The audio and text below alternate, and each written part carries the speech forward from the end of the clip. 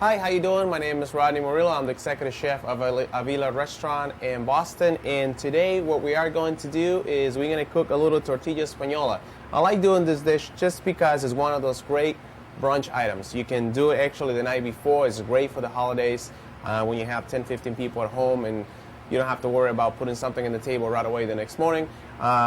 So this is one of the items you can do the night before. Just leave it at room temperature. Next morning, come in, warm it up, and everybody can have a nice cup of coffee and eat the tortilla. What it is an omelet. It's a Spanish potato and chorizo omelet.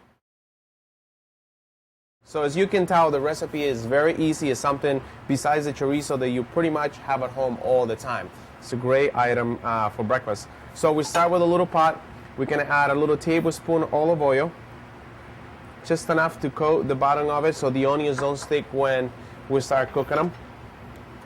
And you don't want the pan to be too hot. You just want the pan to be okay. You don't want to caramelize the onions because then they change the color in the dish. You just want it to be nice and soft. So we're going to proceed and add all the onions in here.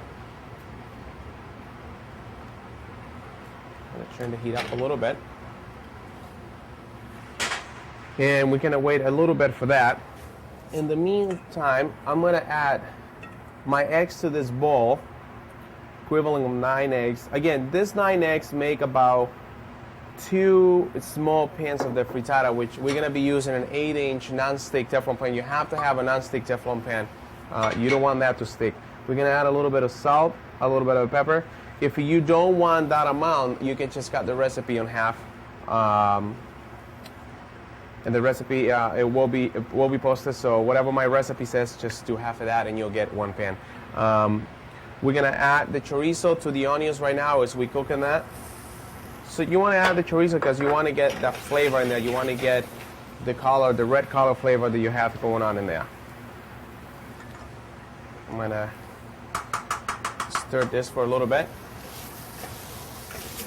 Like I said, you just want it hot, you just want it to start melting. And this doesn't take too long. I mean, right away you start seeing the oil and the chorizo melting away.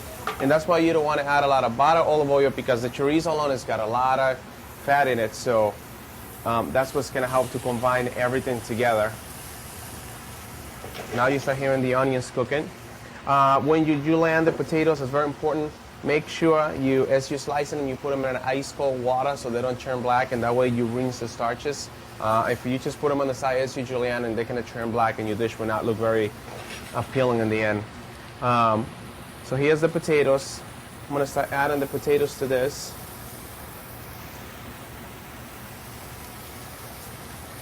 And you're going to, once you put the potatoes in there, you want to cook it at a very low heat. You don't want to crank up the heat and start burning it.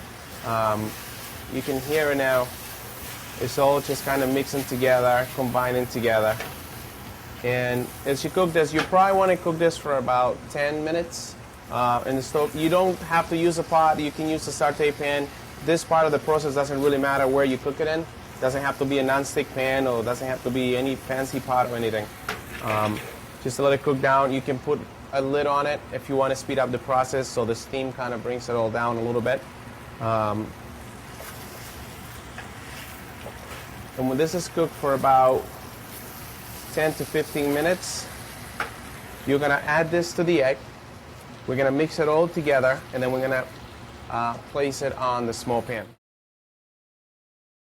So now that the potatoes, onions, and the chorizo has been cooking down for about 10 minutes, everything is nice and soft. You can always add a little more salt and pepper to the potatoes to make sure that there's enough good flavor in there. We did add a little salt and pepper to the egg. So now we're going to proceed to move this into the bowl with the egg is. We add it all in here. See how everything is just soft, nothing. We don't have to worry about cooking everything all the way. Turn a little fire off here.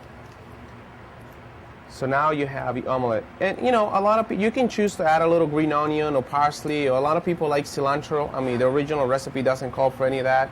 Personally, sometimes I love cilantro myself, so I add a little cilantro to it. It gives it a little kick and a different thing to it.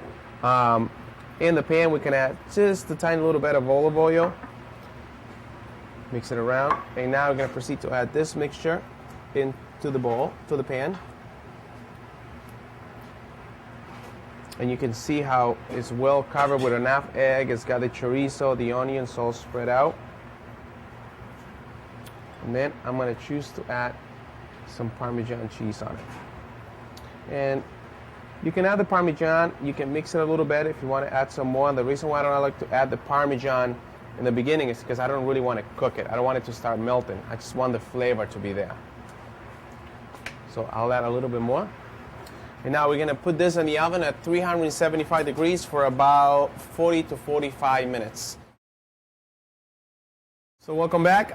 The Tortilla Espanola has been in the oven for about 40 minutes at 375 degrees. Should be nice golden brown on top. It should be nice and dense. Let's gonna take them out and we're gonna take a look at it. Like I said, this is one of the dishes that will be great. You can leave it in the pan till the next morning if that's what you want to do, or you can just let it rest for a few more minutes and then take it out of the pan and cut it. I don't recommend it to serve it hot. It's one of those items that you want to serve room temperature because you want to experience the flavor of the chorizo and the potato. If you serve it hot, it's not going to be good. I like to usually serve it with a little flavor mayonnaise, maybe a little lemon aioli, a little garlic aioli, or you can just do a little hot sauce. People like the hot sauce with it too. So as you can see, it will come out really easy out of the pan. And now you can just choose to cut some wedges of it. So I hope you enjoy it, and thank you very much.